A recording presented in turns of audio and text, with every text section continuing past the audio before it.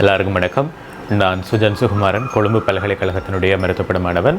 இந்த நைட்டில் நிறைய பேர் குரட்டை விடுவாங்க. ஆகவே குரட்டை விடுறது நார்மலாக, குரட்டை விடுறதால் எதுவும் ப்ராப்ளம் இருக்கா, ஆபத்து இருக்கா என்ற விஷயத்தை மிகச் சுருக்கமாக நாங்கள் பார்க்க போகிறோம். நான் ஒரு ஸ்டூடெண்ட், மேலதிகமான விடயங்களை உங்களோட ஒரு கன்சல்டண்ட்டை நாடி நீங்கள் பெற்றுக்கொள்ளலாம். ஒரு ஆள் குரட்டை விடுவாங்களா இல்லையான்றதை அந்த ஆளை பார்த்தே கண்டுபிடிக்கலாம். ஒன்று சில பேருக்கு ஒபிசிட்டி, வெயிட் கூடவா இருக்கும். சில பேருக்கு இந்த கழுத்தில் இந்த தசை, இந்த இடங்களில் நிறைய தசை இருக்கும். ஸோ அப்படியான விஷயங்களை பார்த்து அறிஞ்சு கொள்ளலாம். குரட்டை விடுறது நிறைய பேர் குரட்டை விடுவாங்க. பட் அதில் எல்லாமே ஒரு ஆபத்தான விஷயம் இல்லை. ஏன் ஒரு ஆள் குரட்டை விடுவாங்கன்றதுக்கு நிறைய ரீசன்ஸ் இருக்குது. வெரி சிம்பிளாக, இந்த காற்று ஒரு சின்ன ஒடுக்கமான ஒரு பாதைக்குள்ளால் வெளியில் வர்ற டைம் சின்ன ஒரு வைப்ரேஷனை கொடுத்து ஒரு சின்ன ஒரு சவுண்டை உருவாக்கும். ஆகவே இந்த குரட்டுன்னு சொன்னது எங்களோட உடலில் இந்த சுவாச பகுதியில் வேறு இடங்கள்லேருந்து உருவாகலாம். சில பேருக்கு பார்த்தோம்னா இந்த நாக்கு சரியான தடிப்பாக இருக்கும். ஆகவே அந்த இடங்களில் ஒப்ஸ்ட்ரக்ஷன், அடைப்புகள் வரலாம். சில பேருக்கு இந்த உவியுலா எனப்படுகின்ற இந்த நாக்கு ஆண்டிங்கனால் அந்த உவியுலா எனப்படுகின்ற பகுதி சில பேருக்கு கொஞ்சம் பெருசாக இருக்கும். ஆகவே அது குரட்டையை கொண்டு வரலாம் ஒரு வைப்ரேஷன் மூலம். சில பேருக்கு இந்த கழுத்தில் இருக்கிற, இந்த தொண்டையில் இருக்கிற இந்த தசைகள் சரியான கூடவாக இருக்கும். ஆகவே அது அடைச்சி இந்த குரட்டையை கொண்டு வரலாம். ஆகவே இப்படி தான் குரட்டை வருது.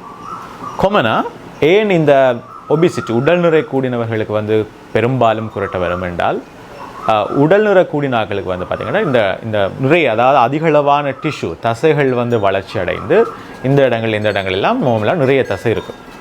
இப்போ நாங்கள் எழும்பி நிற்கிற டைம் இந்த தசை எங்களுக்கு விழாது. ஆனால் நாங்கள் நித்திரை கொள்கிற டைம் எங்களோட உடல் ஒரு ரிலாக்ஸான ஒரு நிலைக்கு போகும். அதால் தான் எங்களுக்கு நித்திரை தேவை. ஏனென்றால் நாங்கள் நித்திரை கொள்கிற டைம் எங்களோட உடல் வெரி ரிலாக்ஸாக இருக்கும். தசைகள் எல்லாம் இழகி நல்லா ரிலாக்ஸாக இருக்கும். அப்படி தசைகள் இழகினால் இப்போ என்ன நடக்க போனால் நாங்கள் ஃப்ளட்டாக படுக்கிறோம். அப்போ ஃப்ளட்டாக படுத்தால் இப்போ என்ன நடக்க போது, தசைகள் எல்லாம் ரிலாக்ஸ் ஆகினால் அவ்வளோ தசையும் அப்படியே போய் பின்னுக்கு விழும். பின்னுக்கு விழுந்தால் அந்த தசைகள் ஒப்ஸ்ட்ரக்ஷன், அடைப்புகளை கொண்டு குரட்டையை கொண்டு வரும். ஆக இந்த குரட்டையில் யார் எப்படியா எந்த குரட்டை ஆபத்தானது என்றதை ஒரு ஆள் நித்திரை கொள்கிற டைம் நாங்கள் ஒப்சர்வ் பண்ணி கொள்ளலாம். அதாவது அவங்க தொடர்ந்து குரட்டை விடுவாங்க. ஒரு குறிப்பிட்ட டைமுக்கு பிறகு அந்த குரட்டை அப்படியே இல்லாமல் போகும். அப்படியே திடுக்கிட்டு எழும்புவாங்க. திரும்ப அப்படியே படுப்பாங்க. அப்படியே படுத்துட்டு போய் திடீரென்று அப்படியே குரட்டை விட்டுட்டு இருப்பாங்க. ஒரு கொஞ்சம் டைமுக்கு அவங்களோட சுவாசம் இல்லாமல் போயிடும். திரும்ப அப்படியே திடுக்கிட்டு எழும்புவாங்க.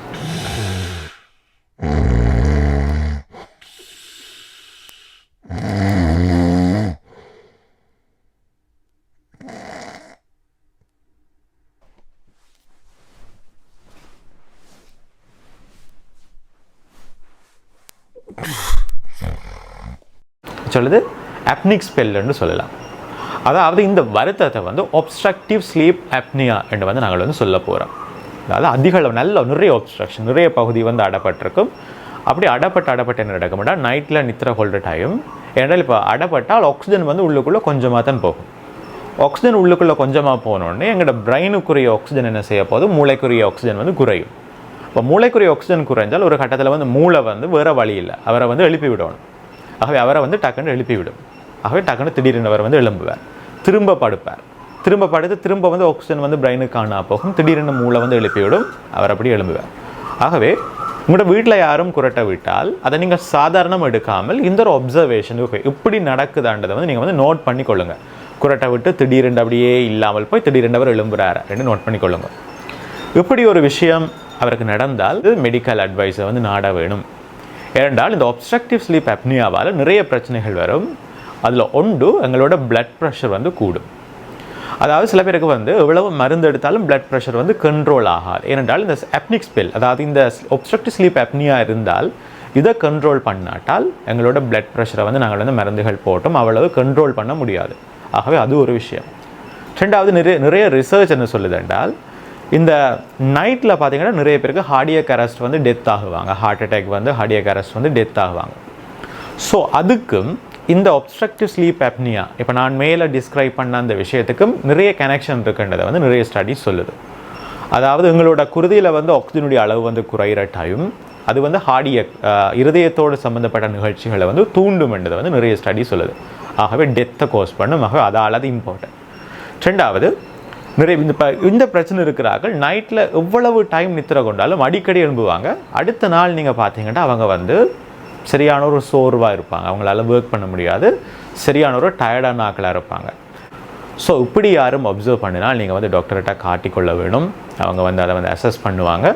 இதுக்கு வந்து ட்ரீட்மெண்ட் ஆப்ஷன் பார்த்தால் ஒன்று வந்து வெயிட்டை வந்து குறைக்க வேணும். இந்த வெயிட் குறையக்குள்ள வந்து இந்த தசைகள் வந்து குறையும்.